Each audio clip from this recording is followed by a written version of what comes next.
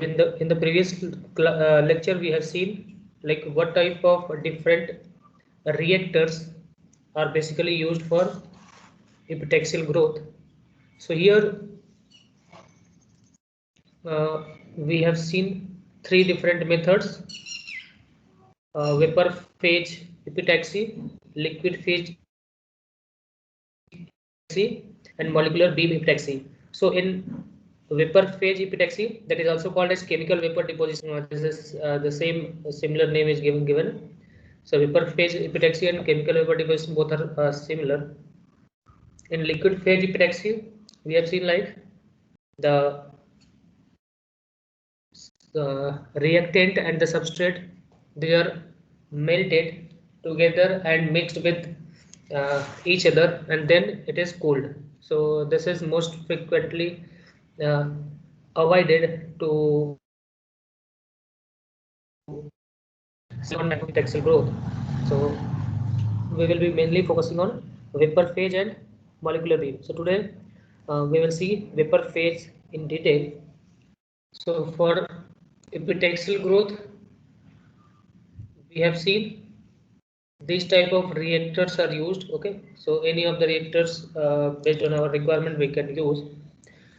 Next we need to see like there are different parameters.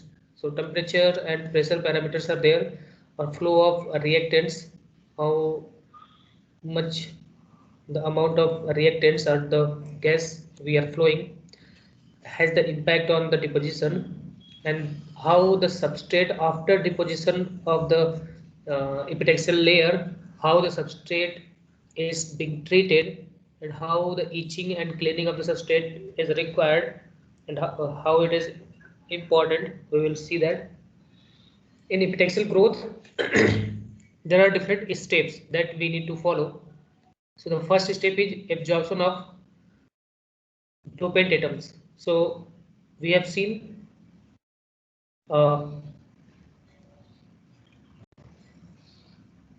support will be there, physical support will be there, on which sample will be placed, and the gas will be flow. This gas will be having like dopant gas will be flowed, or it is also called as reactant. So reactants are flowed and it will react with the surface of the substrate. Okay, so this is sample or the substrate we call it. This is of silicon. We are basically considering the silicon growth, silicon epitaxial growth. It is homoepitaxy. Homoepitaxy means on silicon material we are depositing another silicon material that is having a different doping. Okay, so the first step will be absorption of dopant. Whatever dopant atoms are there into this gaseous or the reactant, it will react with the surface and sample, and this there will be an absorption of the dopant atom, and in that after that there will be a surface diffusion. Okay, so surface diffusion means there will be a transfer of atoms from surface to reactant and reactant to the surface. Okay, so surface diffusion is called, and after surface diffusion whatever chemical reactions will be taking place, after that there will be a deposition of silicon atom onto this sample, or we call it substrate. So in epitaxial growth basically we are having a sample that is substrate, onto that we are depositing another silicon material, silicon layer that is of better purity. Okay, so that we can be depositing different layers onto this epitaxial or more pure basically silicon layer. So this is crystal growth of silicon will be taking place on the substrate. Okay, and after that once the deposition has been taken place, crystal growth has been taken place, then we will be performing the cleaning basically, and in that if there are any extra dopants are there, we will be evaporating the dopant atoms if there are extra atoms available into the surface. So this is the fourth step. Okay, so these are the different steps followed throughout this epidemic. And in that there are different parameters that we need to check for, like temperature and pressure. So we will see one by one, like what is the effect of temperature and pressure. Okay. So first of all, we will see the effect of temperature basically. So temperature is one of the parameters that affects the quality of deposition of epitaxial layer. Okay, so here in case of epitaxial growth, the temperature that we consider is basically considered as a high temperature. So whenever we will be depositing the higher temperature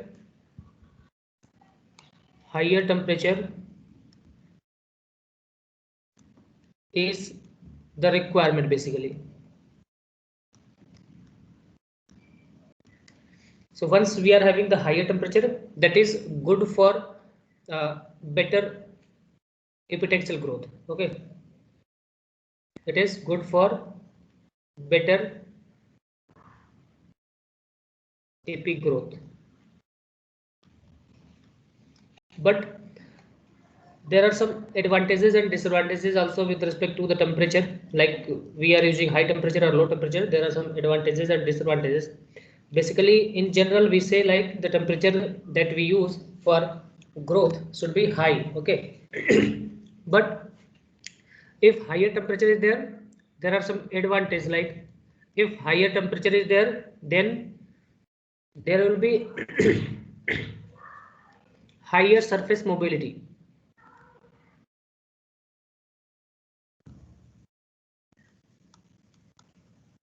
So higher surface mobility of atoms basically. So mobility of atoms on the surface will be high if we are having higher temperature. That means the speed of deposition will be high. Okay.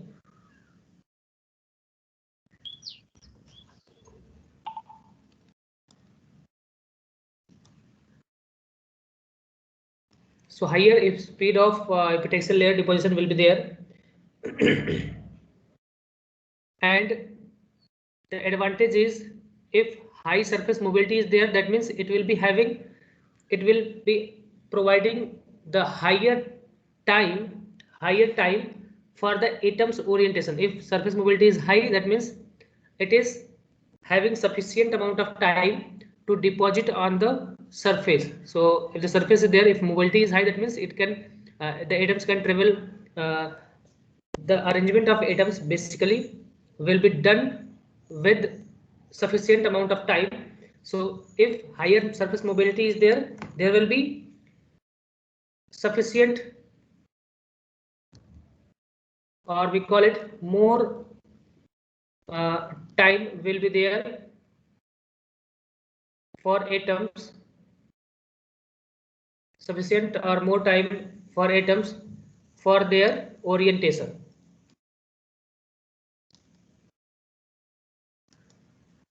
That means once it is going to deposit onto the substrate. Okay, so if mobility is high, mobility of atoms are high, then it will be having sufficient or large amount of time to make their orientation with the substrate. Okay, so whatever dopant atoms are there, it will be having sufficient time to deposit onto the surface of the sample, and also it will be having sufficient time for their orientation. What type of orientation we should be requiring, that will be having better time or for orientation of the atoms onto the surface. Okay, so this, if the orientation of the atoms onto the surface is better, that means whatever orientation we are requiring based on our requirement, if the orientation is better, that means it will result in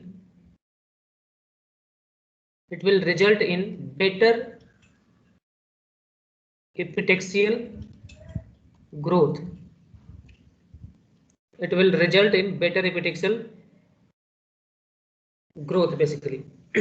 Epitaxial growth, or we call it the whatever crystal growth has been taken place, that will be crystal growth, or we call it a better crystal growth will be taking place. Okay. So this is the advantage of higher temperature, and there are some disadvantages also. Okay, if we call it the disadvantage,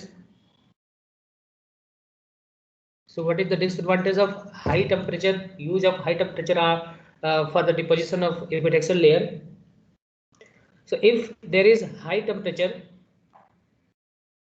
so there will be a chance of uh, strains, or we call it some modification in the deposition. If the deposition of layer onto the sample is taking place, there will be some strain, or if the temperature is high, this strain, you can say the amount of strain will be high, okay, onto the surface. So whatever deposition has been taken place, there will be some strain or modification, or there will be some change into the layer. So this strains will be high if we are having higher temperature. If we are using high temperature for epitaxial growth, then higher strains will be taking place onto the deposited crystal. So whatever crystal we have obtained, that will not be of better quality. Okay, so there will be some strains. Okay, and also the next is if there is higher temperature, there is a mixer, like if a higher temperature is being used, then there is a chance of intermixing of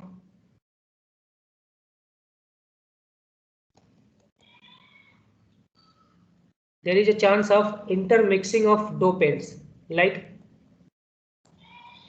so whatever dopants are being used, there is a chance like the dopants of the substrate can enter into the reactant or gaseous reactant that we are using. So there is a chance of intermixing of dopant. Okay.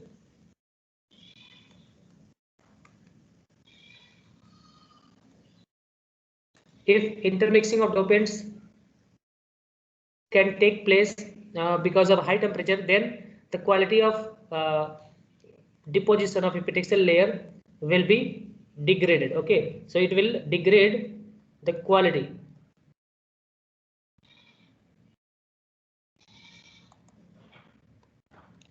So crystal growth quality will be degraded.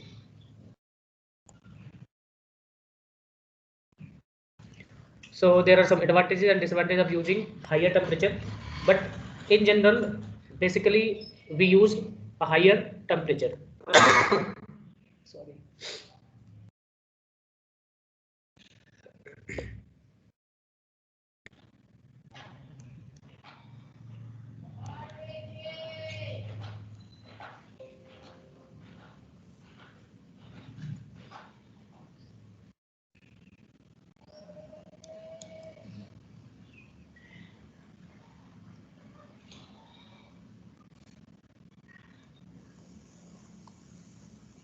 Okay.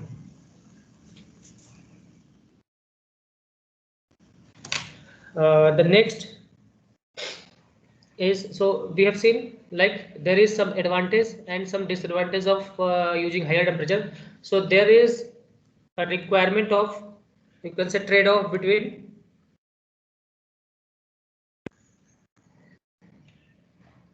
these advantages and disadvantages.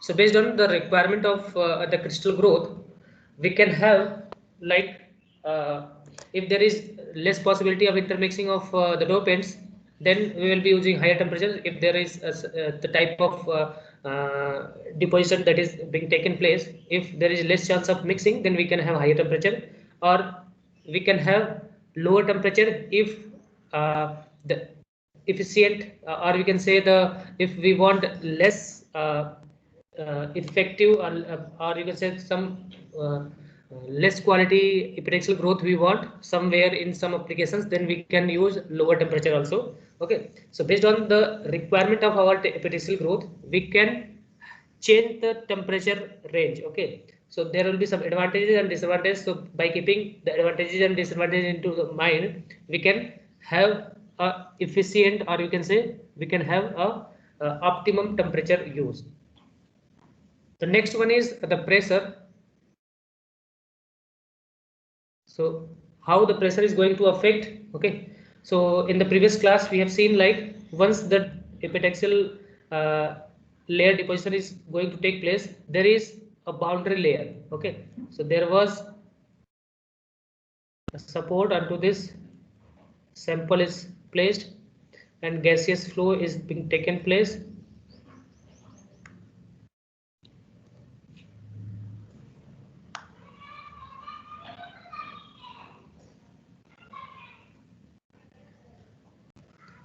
Okay, so this is called boundary layer, and this boundary layer is having a formula like y is equals to x into mu divided by v, that is velocity of the gas, and rho to the power 1 by 2, or it was this was obtained by using the value of Reynolds number. Basically, if we are using the previous formula, that was dr into x divided by Reynolds number to the power 1 by 2. So once we will be putting the Reynolds number value, then this will be the expression. So from here we can see, like, we want y should be minimum. Okay, so to have y minimum, we will be increasing this v value, that is velocity.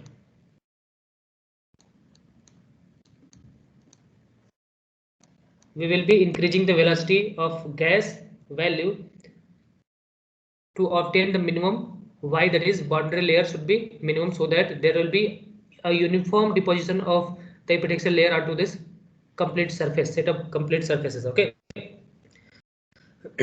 but always there is a cost. Okay, so once the velocity we are increasing, that means we are flowing this gas with high velocity. Okay, so if we are flowing this gas or the reactant with high velocity, that means large amount of, if for high velocity, large amount of gas is required. Okay, if we want to have higher velocity, that means the gas will be flowing with high velocity, that means large amount of gas will be required to produce high velocity. Okay, so to have that, that means if large amount of gas is required, that means we are going to increase the cost. So the cost of the gas will increase, so overall the cost of the epitaxial growth will increase.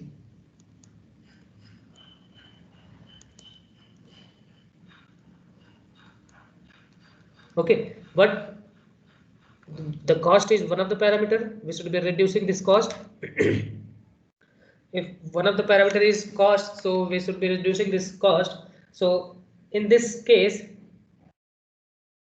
as the velocity is high, there will be the requirement of large amount of gas, or the reactant consumption will be large, so the overall cost will be high. So what we will be doing is, we will be reducing the pressure. Okay, so to have, once the velocity is high, that means there will be a high pressure. So to reduce the overall cost, what we can do is, we can use lower pressure.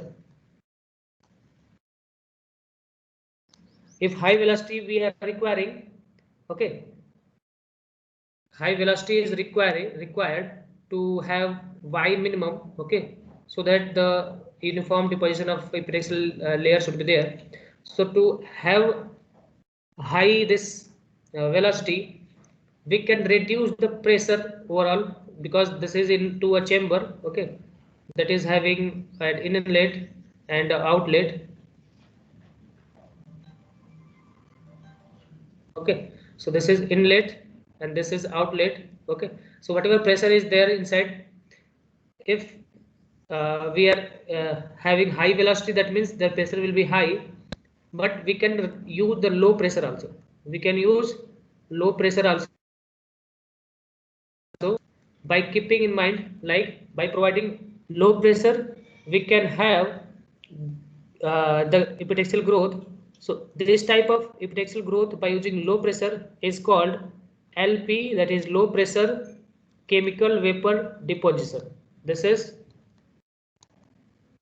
low pressure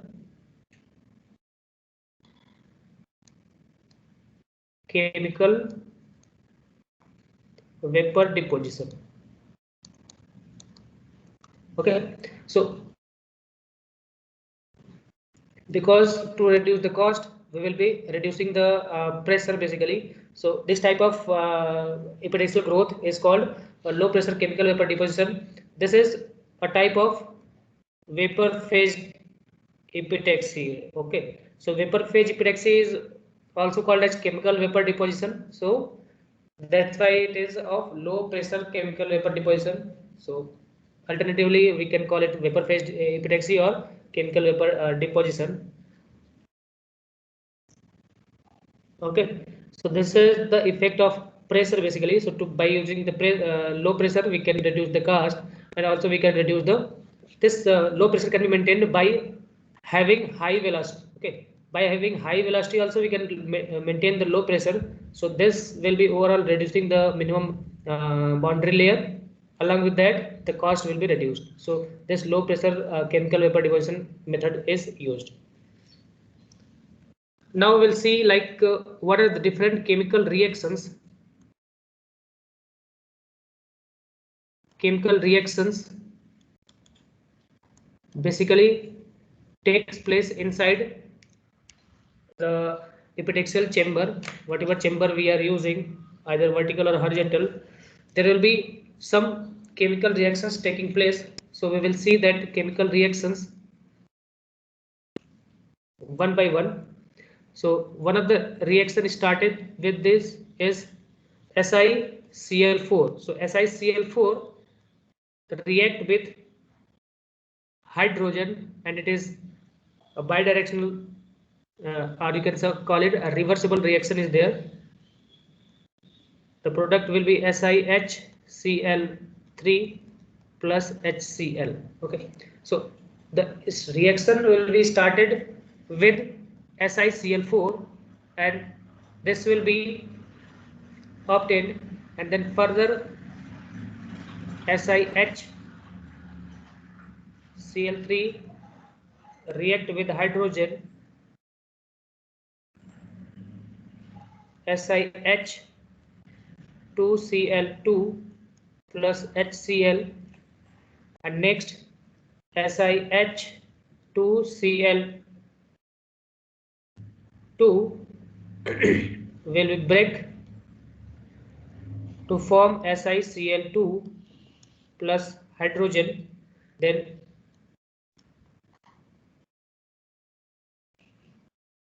SiHCl2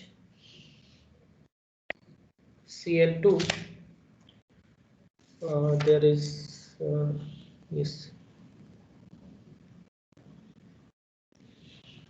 SiH2Cl2 plus HCl, SiHCl2, thus SiHCl3 basically this is SiHCl3 that will be decomposed.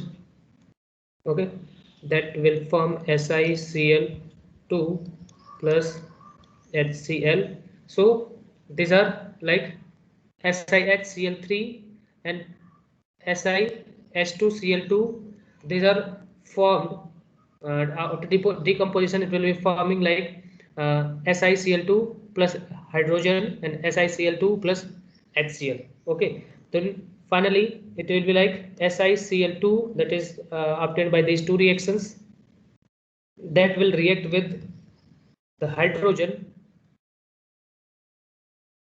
to form finally the silicon plus 2HCl.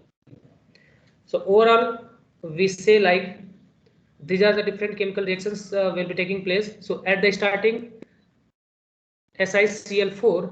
So basically, this SiCl4 will be heated with the hydrogen presence at the temperature of around 1200 degrees centigrade. Okay, so this type of reactions taken place, and finally SiCl2 that is obtained by using these two reactions that will be combining with the hydrogen and forming the silicon that will be a pure form of silicon, that will be deposited onto the substrate, okay, or the sample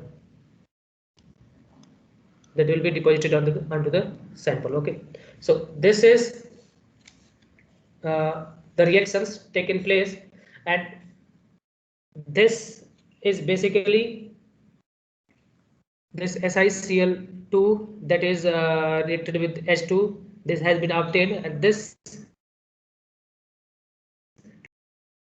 absorbed the sample that we want, on which the surface deposition or epitaxial deposition need to be taken. So this silicon obtained is deposited onto the substrate, and that will be your epitaxial growth. So overall, this reaction takes place.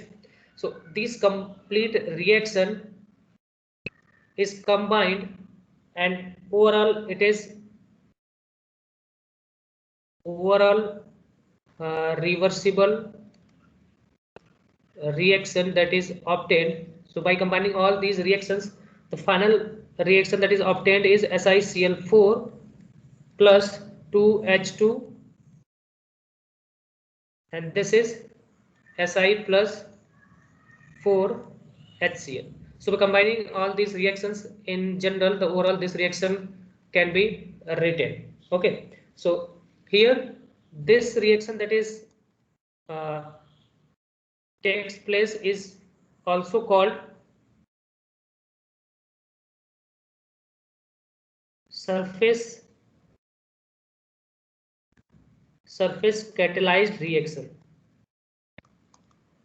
because this reaction basically deposited the silicon onto the substrate. Okay, whatever sample is there onto this, the final reaction, this is the final reaction that will be depositing the silicon. That's why it is called surface catalyzed reaction. Okay, surface catalyzed reaction. Okay, so this one thing here need to be noted is all these reactions will be taking place only when there is a surface into the chamber.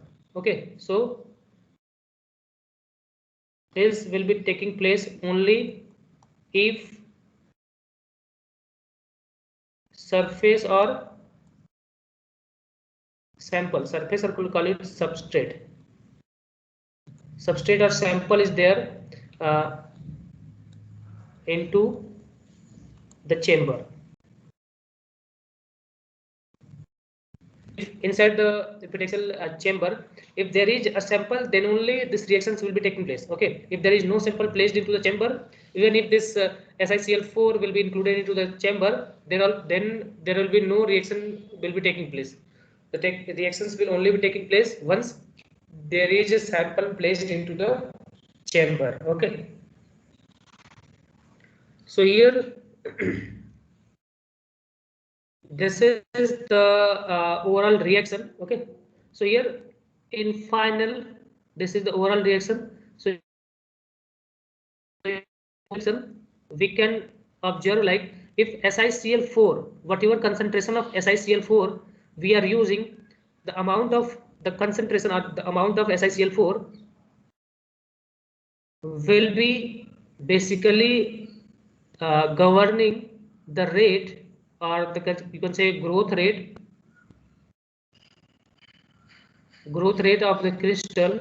Okay, or whatever amount we are using SiCl4, that will only be demonstrating like what type of deposition or the amount of deposition is going to take place, and whether the deposition is good or bad. So based on the amount of SiCl4, so if we are able to control the SiCl4 amount, we can be controlling the type of deposition basically. Okay, so here we will be plotting a graph we will be plotting a graph of the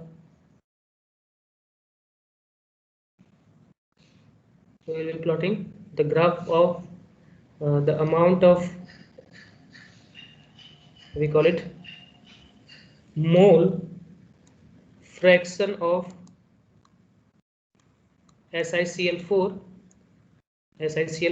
So whatever amount of SiCl4 we are using, this is in x-axis, and on y-axis we will be having the growth rate.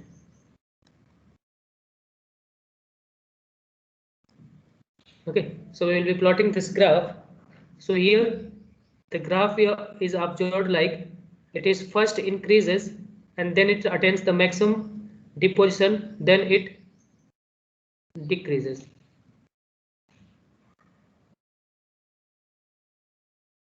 Okay, so this is like it has started with 0. So suppose this is the 0 amount, so this is the positive deposition and this is like negative deposition. Okay, so at the starting, once the mole fraction SiCl4 is less amount of SiCl4 is used, it will be having an increasing the growth rate once it will be attaining the maximum value, and after that it will be decreasing once we are increasing the SiCl4 amount. Okay, so and it will be crossing this 0 at 2 times. Okay, so here it has crossed and again it will be crossing at this point. The point at which it will be crossing this is considered to be 0.28 mole of SiCl4. Okay, and this is the above 0, it is called positive growth, and below the 0 it is called negative growth. So negative growth is considered like instead of growing we are removing the growth, whatever growth layer is there, the layer is there, we will be removing this layer. So if it is negative growth means we are removing some layer from the surface. So if some layer is removed from the surface, that process is called etching. So this negative growth is considered as etching. Okay, so if there is some growth down to the 0 growth rate, if there is some amount below this 0 growth rate, that will be considered as etching. If we are increasing the SiCl4 concentration greater than 0.28 mole, then instead of depositing a layer onto the surface, we will be etching etching that surface itself. Okay, so this is one of the parameter we should be considering. And the next is like if we are increasing the mole fraction of SiCl4, there will be a chance that is between some growth rate, this amount of growth rate, if the growth rate is increased beyond a certain value, so this growth rate, this range of growth rate, if this range of growth rate is obtained with whatever amount of mole fraction of SiCl4, that will be considered as polycrystalline growth.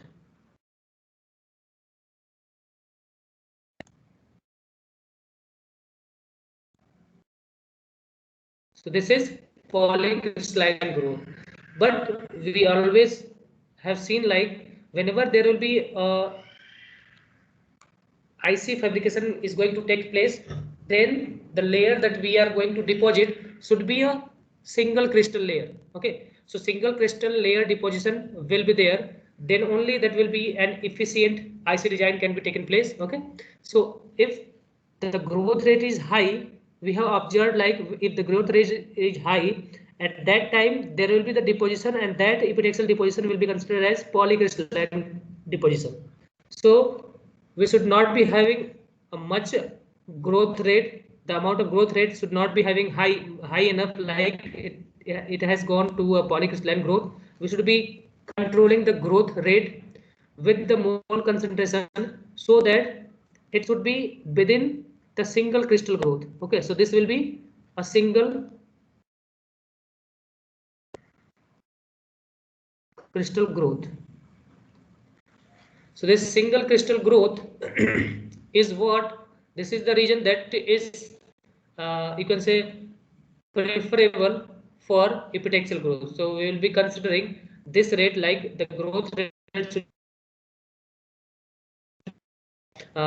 positive value, that should not be beyond this value so that it becomes a polycrystalline growth.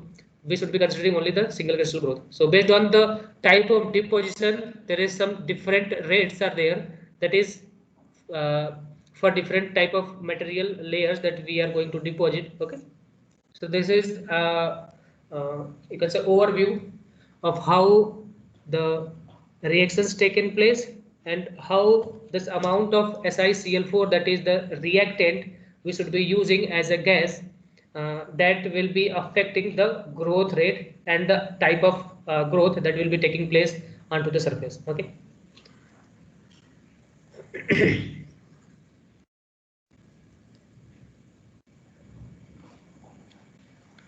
Basically, while depositing the silicon, we basically use SiCl4 for the or you can say most frequently used. So SiCl4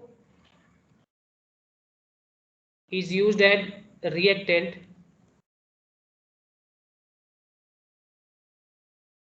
for silicon growth. So if silicon type of epitaxial growth need to be done, then SiCl4 is most widely used. Okay, so it is most widely used reactant is there. Okay. So there are some advantages of this SiCl4. So that is, it is the most stable reactant.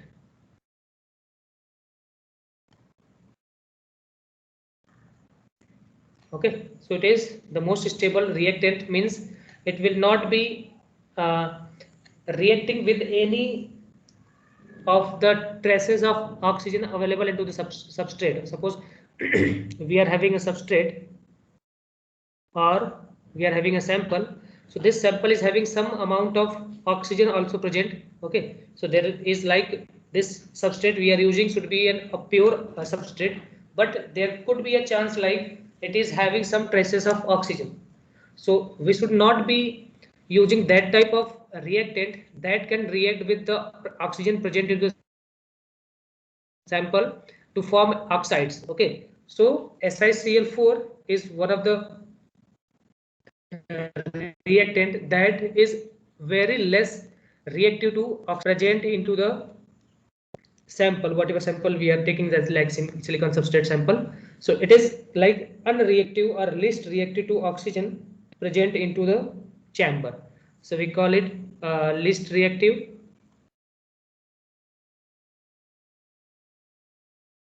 or unreactive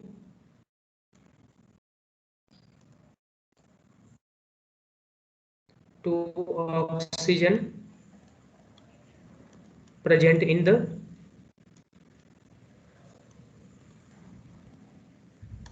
chamber.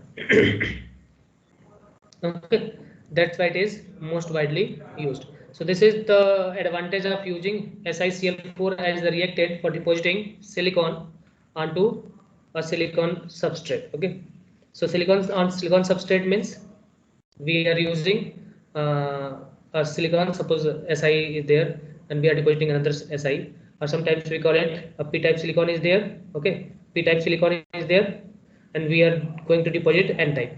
Okay, if we are depositing n-type, it is also a silicon on silicon, but only the concentration is difference is there, and also there is a doping difference. Okay, so this is also a homo epitaxy, but here we are basically considering the Si deposition on Si. Okay, this is the simplest one. The next we will see, like once we have deposited, what is the efficiency of it. So there is a formula that provides the efficiency, so we can write it here only. So what is the efficiency of deposition?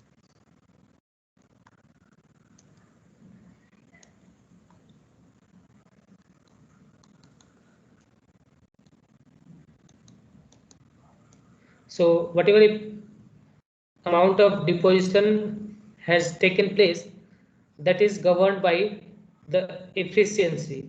So this efficiency is given by the need, that is the ratio of amount of silicon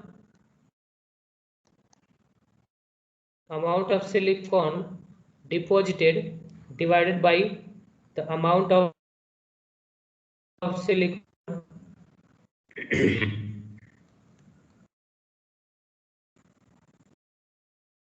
okay.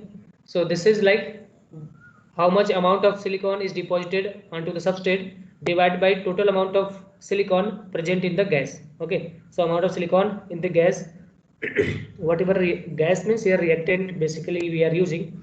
So what is the amount of silicon present onto the gas or reactant and the amount of silicon deposited. So this ratio is given by the neta. So this is the given for the efficiency. Okay, so here we have seen like SiCl4 is used at the reactant. So instead of SiCl4, if we are using SiCl4, sometimes we can use SiH2Cl4, Cl2, sorry.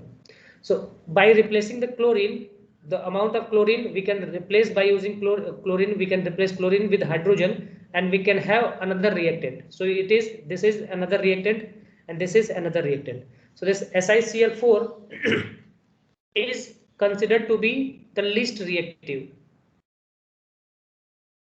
or we can call it the least efficient. Okay, and if we are reducing the chlorine atom with hydrogen, if this is used as the reactant, then this is called the most reactive, or you can say having the most efficiency. This is called most efficient.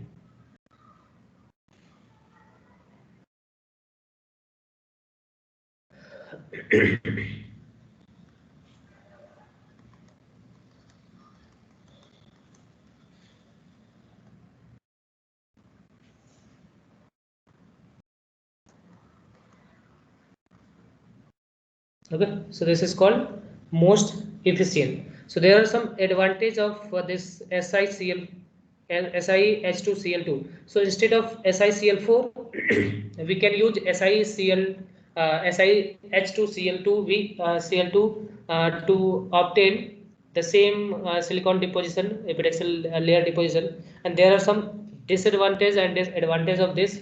So the some advantages of SiH2Cl2 as a reactant is it requires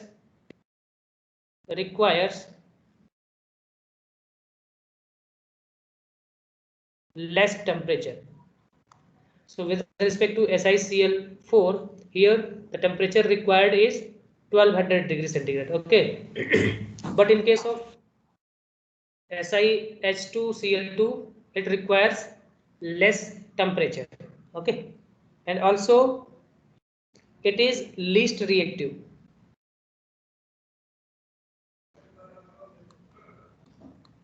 So it is least reactive to oxygen present into the chamber. Okay, so with respect to SiCl4, this SiH2Cl2 is least reactive, and also it is having higher efficiency. It is most effective, or you can say it is having the higher efficiency.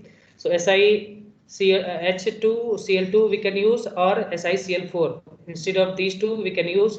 So there are some advantages of this, and there are some advantages and disadvantages of this. Okay. So once we have deposited the layer, okay. So once we have deposited the layer, now we will see. So after the deposition,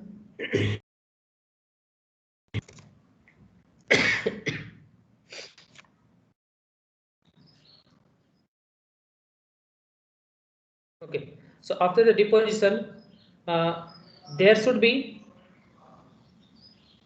the cleaning. So in the process, we have seen like once the deposition has been done, absorption, and now the evaporation.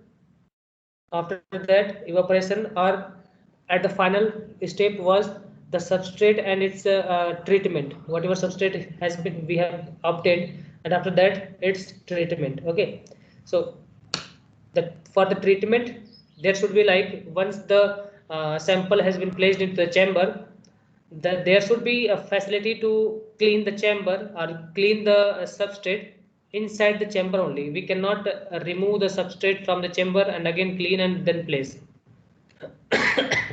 So there should be a facility of in situ cleaning. In situ means there should be a mechanism like once we have placed the sample into the chamber, it should be cleaned inside that chamber only. We need not to remove that sample outside that chamber.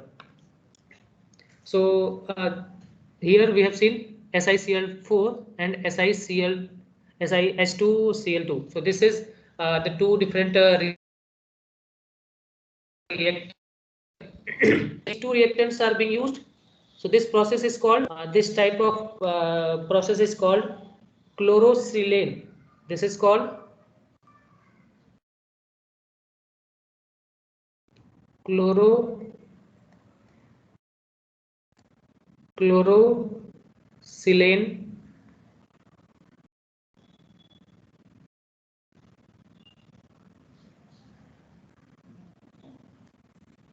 So this is chlorosilane route. So depositing the silicon onto the substrate by using either SiCl4 or SiH2Cl2 is called chlorosilane route. So another route or another step, or you can say process is used. So instead of using chlorosilane, directly we can use the silane. So silane is given by the formula that is SiH4. So SiH4 is called silane. So we can use direct silane. Okay. So its reaction is generally given by just SiH4 that will be heated.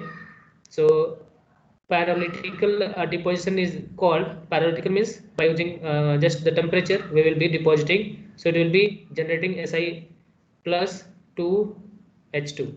So this reaction is considered to be happened at 500 degrees centigrade. So the previous reactions were taken at 1200 degrees centigrade. It is going to take place at 500 only. So this is one of the another method. So this is called silane route. This is called silane route of epitaxial deposition. Okay, and this is the first one, that is called chlorosilane route. Okay, and this is the second one. Okay, so we will note it down some advantages and disadvantages. So in case of silane route, there are some advantages like in the previous one.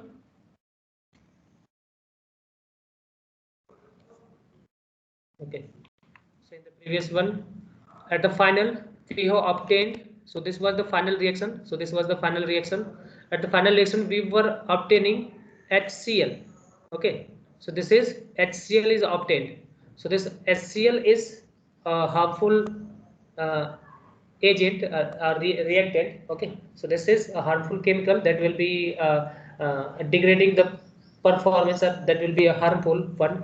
So instead we should be having that type of deposition where the byproduct that we have obtained, that should be free from any disadvantage. Okay, so in case of silane route, SiH4, that is silane, is used for silicon deposition, and that will be taking place at 500 degrees centigrade, and silicon deposition will be there onto the sample.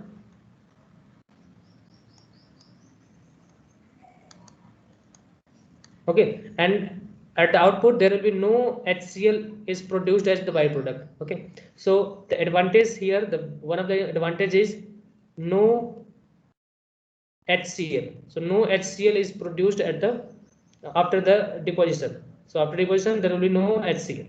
Okay, and one of the important is advantage is it will be operating at low temperature. Okay, and also in the previous one, this reaction was reversible. Okay, so previous one, by using a chlorosilane method, the reaction was bidirectional, or you can say reversible reaction was there. But in case of silane method, there is a irreversible reaction is there. So if non-reversible reaction is used, that means there is less chance of itching. So like it can be having a controlled way of deposition, but in previous case there is a chances like once it is deposited, if it is reversible reaction, there could be a chance of itching by itself. Okay, like we have seen in the growth rate chart. So if the concentration of SiCl4 has increased, there is a chance like higher itching can be done. Okay, so after deposition, even after deposition, the itching can be done. Okay, so it is a irreversible reaction. It could be an advantage, and also by using this silane method, we can get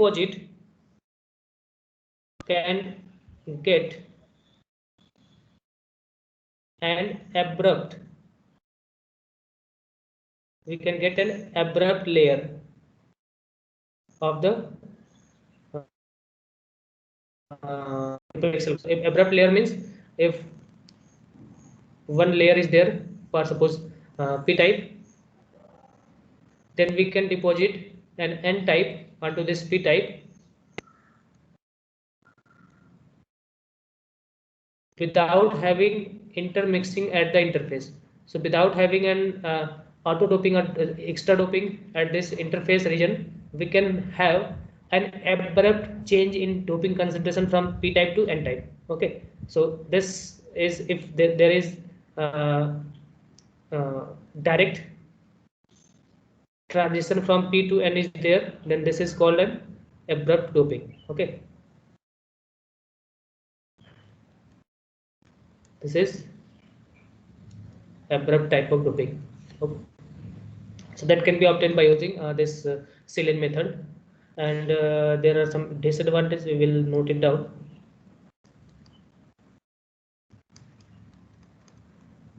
So in case of silane method, the disadvantage is like this reaction can take place anywhere inside the chamber. That means whatever chamber is there,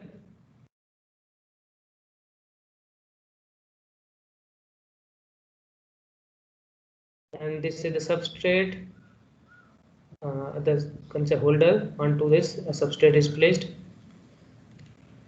So here SiH4 is included and this will be outward. Okay, so there will be reactions will be taking place. So the disadvantage of silane method is that reaction can take place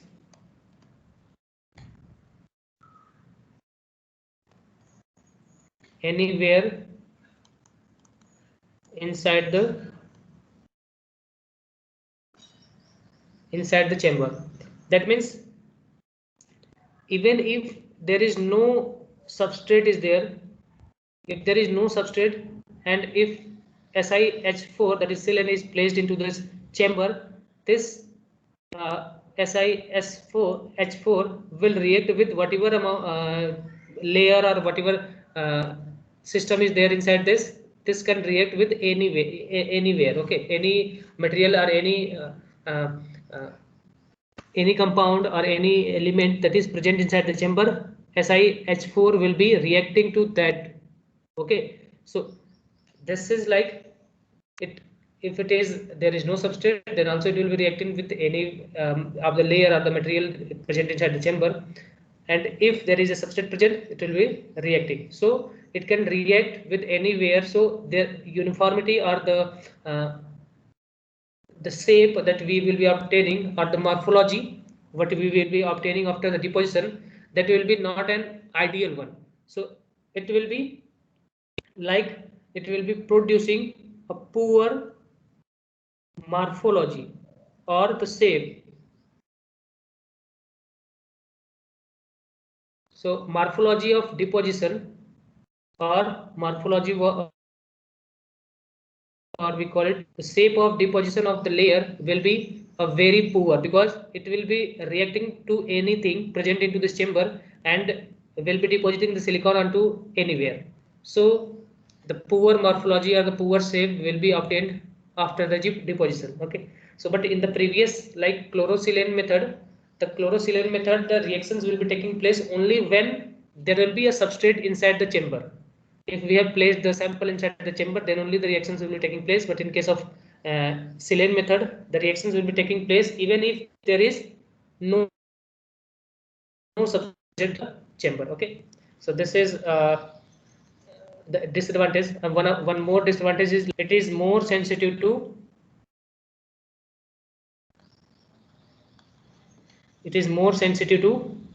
oxidation or oxygen present into the chamber.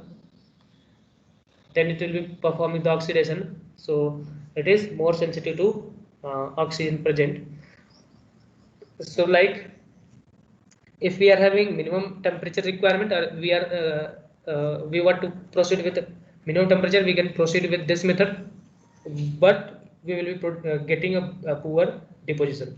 If we want the chlorosilane method, it will be requiring higher temperature, but it will be giving out the better deposition. Okay, so this is like, till now we have seen silicon deposition on the silicon substrate.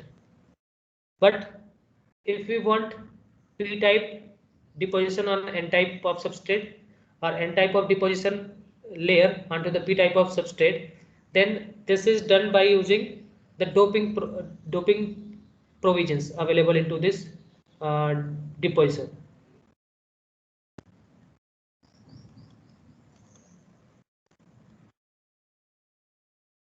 So doping provisions. So basically, the doping provisions are basically doping that we will be performing is the doping of boron, phosphorus, or arsenic. So this type of dopings we basically used. So for boron type of doping, we will be using B2H6 as the reactant. For phosphorus, we will be using PH3 as the reactant, and for arsenic, we will be using S2H3 as the reactant. So to provide a doping, so what type of doping we require, based on that we will be using different type of reactants. So if we are using this type of doping reactants, then the deposition of this doping, so this is your, okay, so this is your support and this is your sample. So suppose this sample is of silicon, so onto the silicon, if boron doping we want, we will be using this as the reactant, then boron layer will be deposited. Okay, so this deposition will change, like normal silicon is there, it will be changed to either n-type or p-type based on the type of doping we are using. Okay, so if we want to deposit n-type or p-type, we will be using this type of reactants. Okay, so based on our requirement, if we want p-type, we will be doping with respect to tetravalent, trivalent dopants. If we want n-type, we will be doping by using pentavalent. Okay, so this is how we will be performing the doping also. And the last point that we will see today is the cleaning methods. Okay, so here into this cleaning, we will see the cleaning that we will be having is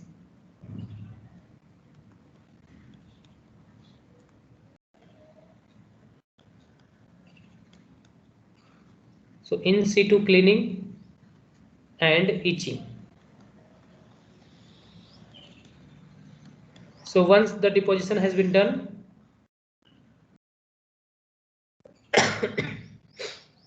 And also before going for deposition, once the sample is placed into the chamber, before going for any deposition, we use the cleaning method. So cleaning is done by two different steps. So in the first step, we will be performing the first method is like whatever sample we have taken, the sample that will be a substrate. So once the substrate is placed into the chamber, it is cleaned. So this cleaning is done by flushing this sample at 1200 degrees centigrade with, we will be flushing this sample at 1200 degrees centigrade with dry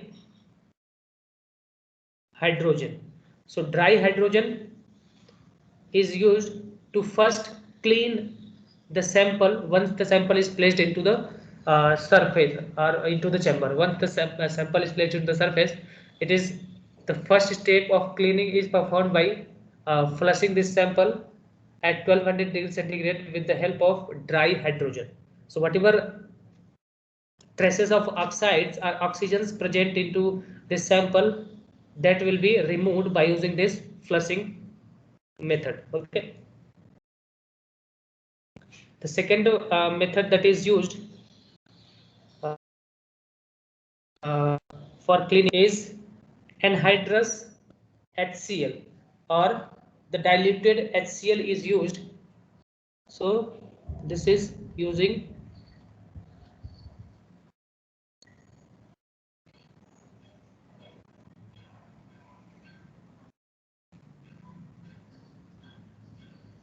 this diluted HCl will be used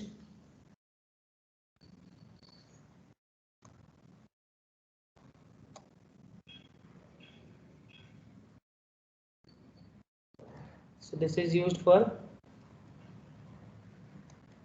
etching. So the cleaning will be done by using flushing of substrate with dry hydrogen, and then once the deposition has been done, this is done. This is cleaning will be done before deposition. Before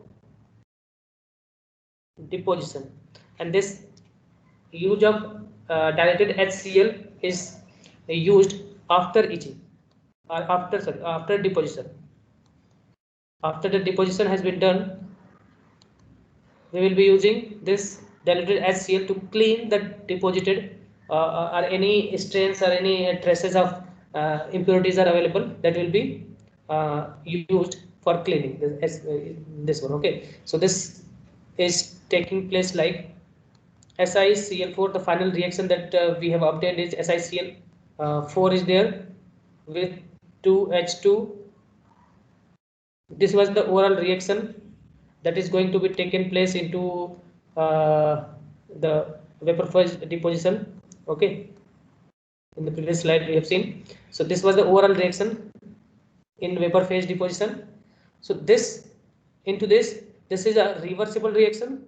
So okay, so into this reversible reaction, this is deposited onto the sample. So this is deposited.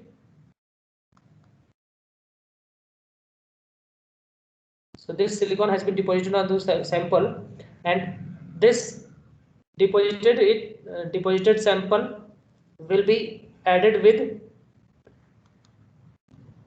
diluted HCl. Okay, so this diluted HCl will be used for cleaning, and that is performed at 1200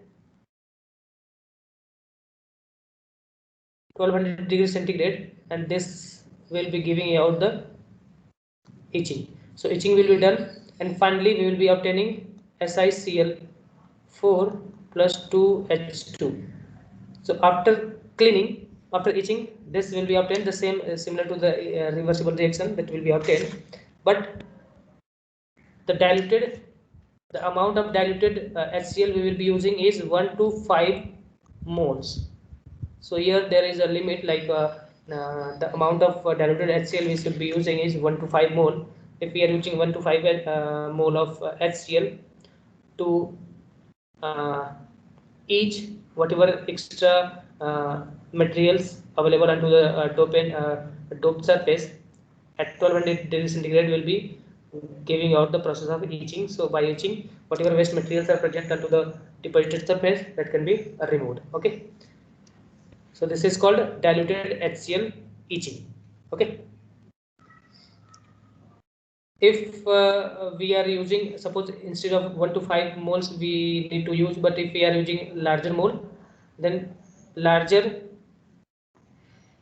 amount will result in heating effect. So whatever device we have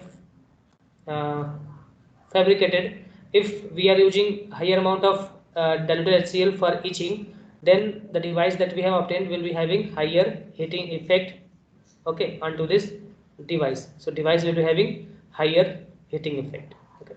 So we should be using 1 to 5 moles of diluted oxygen, diluted HCl to remove the waste available onto the deposited surface. So one another method that is used for etching is uh, use of SF6. So here, so SF6 will be used alternatively as the etching agent.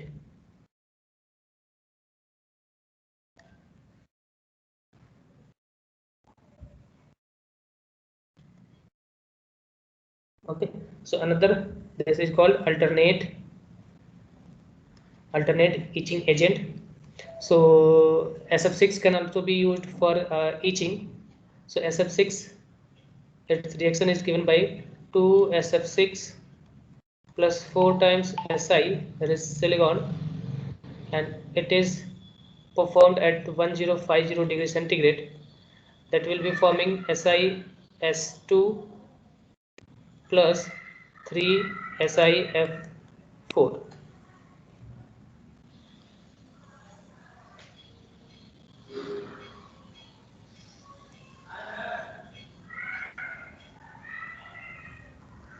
Okay, so this is the chemical reaction that will be taking place while etching by using SF6. Okay. So here in this etching, whatever the two products will be available, that will be volatile products will be there. Volatile means once we will be providing the heat, these two can be evaporated and taken out from the deposited surface. So these are volatile and can be removed easily. Okay. The advantage of this SF6 method is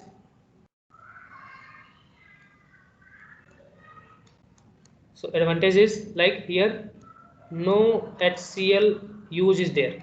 We are not using any HCl, so there is the advantage because HCl is a harmful chemical that will be dangerous one. So we should be avoiding using HCl. So no use of HCl is taken place into SF6 used for etching. So this is a preferred method, and also it is using lower temperature. So it is using lower temperature.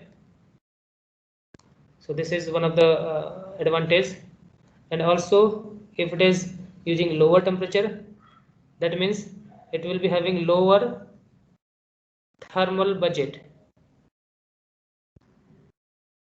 That means to provide high temperature, we need some extra resources, and if we are requiring less temperature, that means lower thermal budget will be there for providing this environment. So it will be having a better etching with respect to the etching by using diluted HCl. Okay, so these are the overview of vapor phase deposition. The next we will be seeing is the molecular beam epitaxy basically. Okay, so one more point you need to see.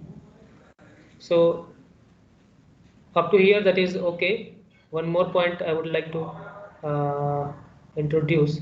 This basic, just a concept you can remember it. That is called auto doping.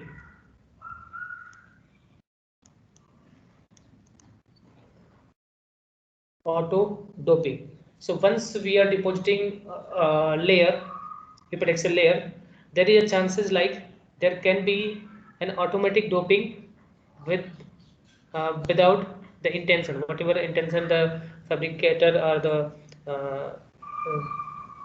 designing point of view, there is automatic doping with the whatever reactions taking place inside the chamber. So what happens throughout this process? We have seen like initially the sample is cleaned by using dry hydrogen, and also it is etched by using diluted air. These type of chemical reactions inside the chamber keep on taking place. So there may be chance, okay, there is the chance like whatever uh, dopant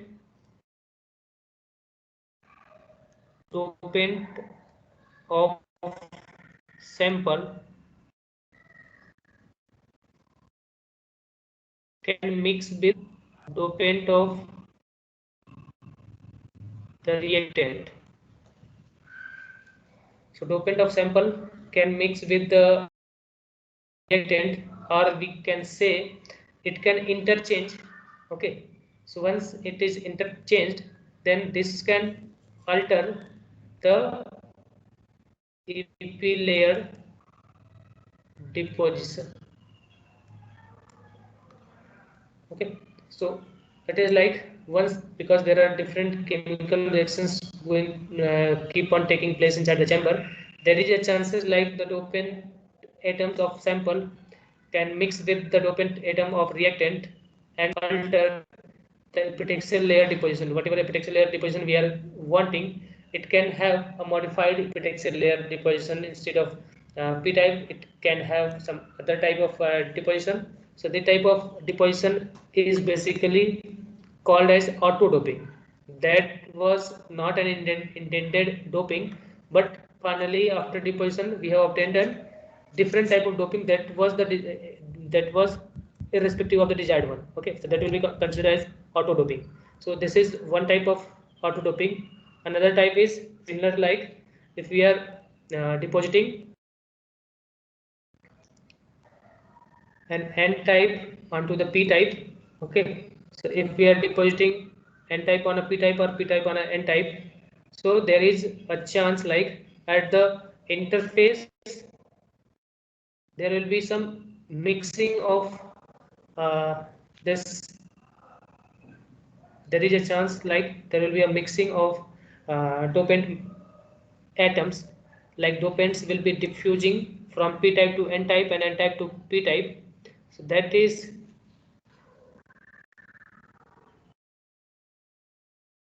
okay, the interface layer. So there will be a chance like the dopant of this is N and this is P. So there is a chance of like the dopants of N can diffuse to P region, or P dopants can diffuse to N region at the interface. So this type of uh, doping is called auto doping near the interface.